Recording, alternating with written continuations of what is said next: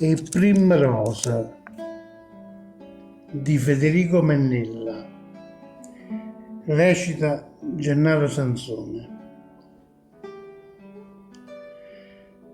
Una piantulella verde e delicata ha salutata ieri la primavera con una rosella rossa e avvellutata che trema sotto la refola della sera. Solo per mezzo e fronte sta rosella aspetta che dimane nasce nata, una rosa pure rossa e timidella, con l'anima gentile e profumata.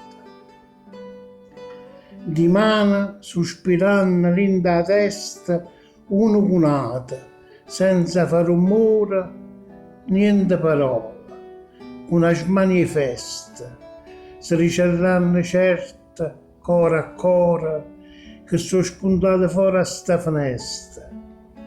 A l'amore aspetta tutto loro.